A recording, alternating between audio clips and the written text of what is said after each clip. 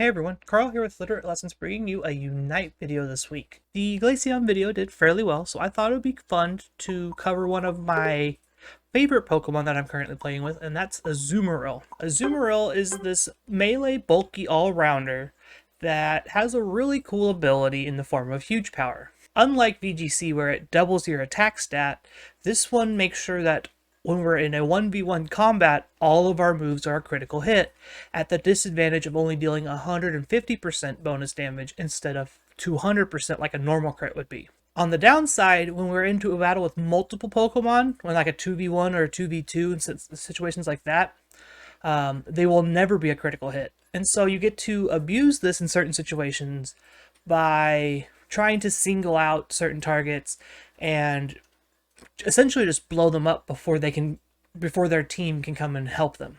This build in particular is doing Water Pulse and Aqua Tail. The more popular sets are doing Whirlpool and Water Pulse, but personally, I think the Aqua Tail sets are really cool.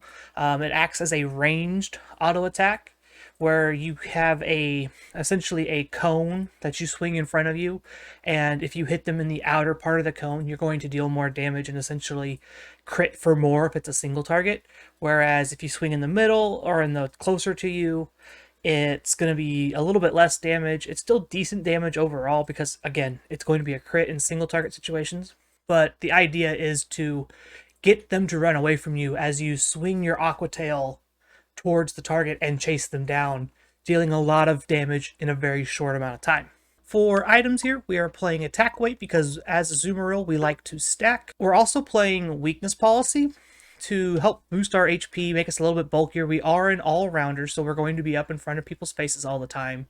And this gives us a boost of 3% attack every time we take damage, up to a cap of 4. So in total, we'll get a boost of 12% on our attack in a long, drawn-out battle, which is what Azumarill likes to be doing. The last item here is not as important as it looks when it comes to crits and whatnot, since we ignore half of this item's boosts in crit rate and critical hit rate. What's important, though, is our critical hit damage gets boosted by 12%. So our detriment of where huge power comes in, instead of being 150, is closer to 160 plus. Emblems are a new system on Unite, and a lot of people are trying to figure out the best way to play with them, what to do with them. Currently, cooldown is very popular. If you were listening to the podcast at any point, I've went on a rant about that a couple times. But for Azumarill, our cooldowns don't really matter too much because we get our moves pretty quickly when you're doing Aqua Tail and Water Pulse things, because it goes on cooldown the minute you click it. So instead of focusing a lot on cooldown, we're focusing on boosting our attack even more. So that 4% attack boost we get from having 6 brown emblems here is multiplied with Weakness Policy and all of the flat attack that we are getting from Muscle Band and from Attack Weight. We also still have cooldown reduction. 2% cooldown is not a ton, but it's significantly helpful. And then just a little bit of extra bulk in the terms of 2% defense and 2% special defense, just to help out with our engages and such. And that's the build. We're going to hop into game here in a little bit and kind of show off what this Azumarill can do with a match highlight, I would call it. Again, if you enjoy this kind of stuff and want to see more of it, let us know down below. Hit all that fun YouTube stuff for us, like, comment, subscribe, and all that. And let's just get into this game. I forgot to mention this. As we're getting into game here, my battle item of choice right now is X Speed. If you're stacking, it's usually just a good idea to be able to get to your opponent's goal first after taking an early APOM or Corphish or whatever. Being able to move around the map much faster is really good, especially when you're trying to do the whole stacking thing. So we're going to the bottom lane of this game. You always want to try and take Bubble early, just because you do a lot of damage in a cone that way, and then since you have huge power, you are always guaranteed to crit.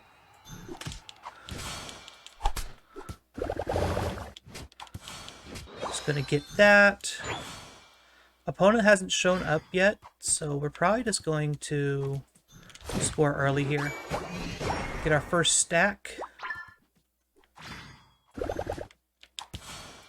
And then walk over here, stun this Charmander up, do some real big damage.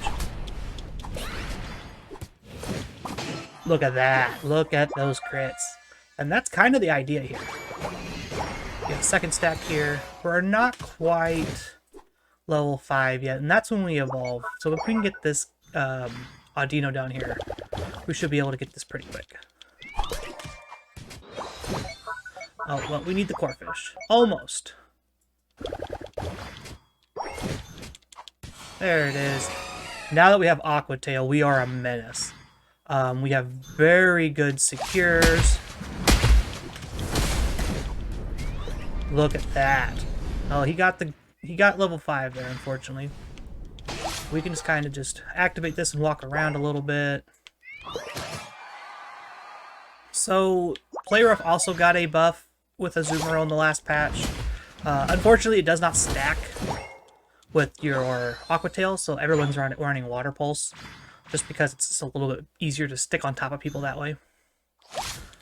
Opponents look to be doing fairly well for themselves. Just focus this thing down. Just get another stack here.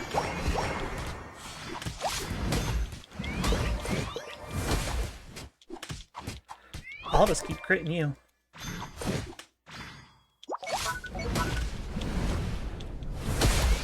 Boop. Their jungle rotated. Our jungle wasn't even the Talonflame yet. I don't know why they weren't a Talonflame yet, but I'm just going to take this real fast. Help Blissey out with that one. Dreadnought's coming up. Top lane looks like it's doing okay. Got some scores there. I've got 3 points. I really want to get this dunk in.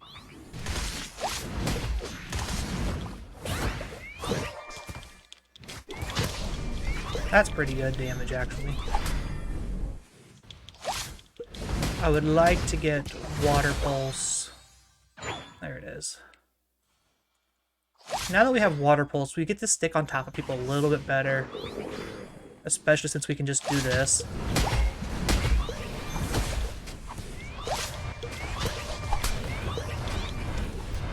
Just gonna drop these points in here.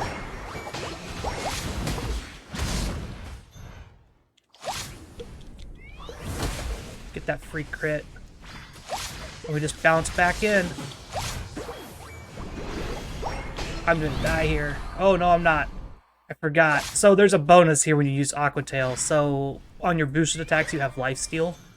And all your Aqua Tails count as boosted attacks. So it's really hard to take us down.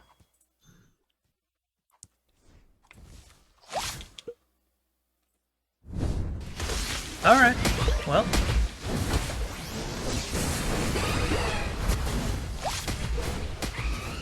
Walk away. Oh, almost got him. He walked right out of range. Unfortunate. Oh well. Team is there to clean up, for the most part. Or should be able to anyway. Top lane is doing the Rotom. Didn't get it, unfortunately.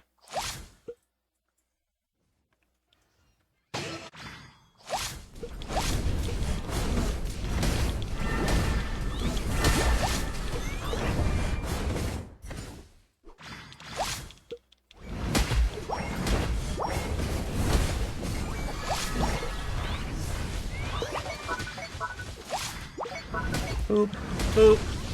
Crit there. Nice. Now I can chase down people. Pick that one up. Pick that one up. Just start wailing on. I'll take that one because I need my stacks. Look at those damage. Holy crap. Now we can start this.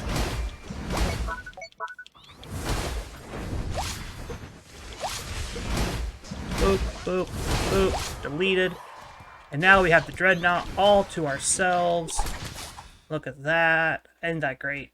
Top lane is winning too. I should probably take a couple more just to get my level 12. That's kind of what we're after at this point.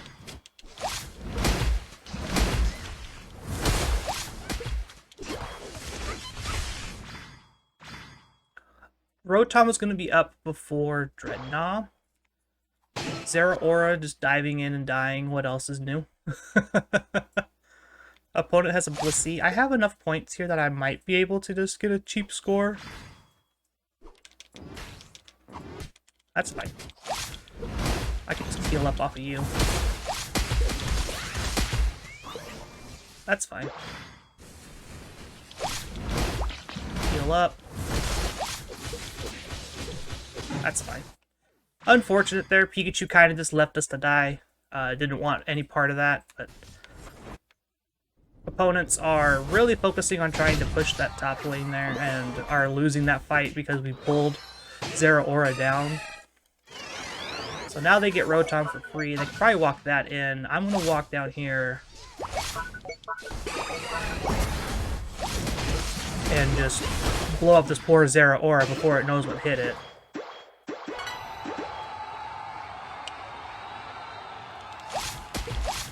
Teammates are trying to push that Rotom in. It's not going to get there, but we can just take a lot of the stuff in their jungle now. We're pretty much free. Just going to take their stuff. And that's kind of what you want to do. You just want to be annoying. Oop, oop.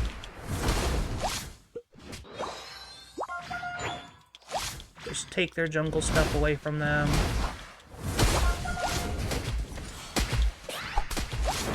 Look at that. When you're really high up above everybody. I'm not going to survive that one. But we got the Unite out of the Zeraora again, so we'll not have this for Dreadnought.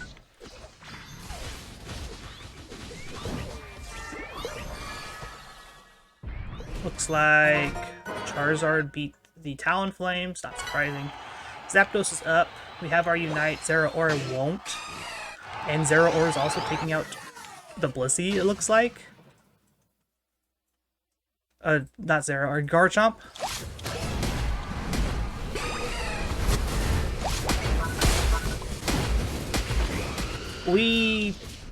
I stole that. Okay, I didn't realize I stole the Zapdos. So that pretty much locks this game up. I did not realize I stole the Zapdos there. That works. It's going to be free points for us. It's going to be real hard for our opponents to come back on that one. We'll find out here in about 13 seconds who's in the lead. Trying to get our level 15 here. But yeah, that's kind of the idea with this comp here. You're not the best all-arounder. You're not like a Machamp or like a Garchomp, kind of trying to push people around. You're more so just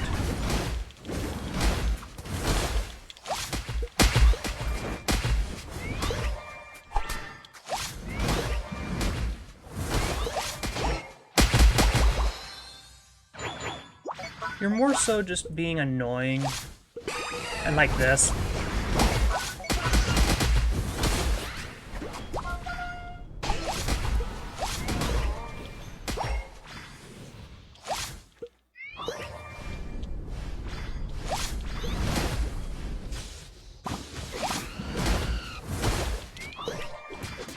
Crit City.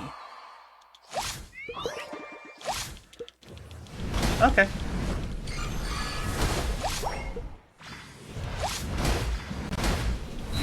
Bye-bye. Adding out the stats there. I think we're still winning that game. We were at a huge lead before they scored bot lane. So we should be in the victory spot there still.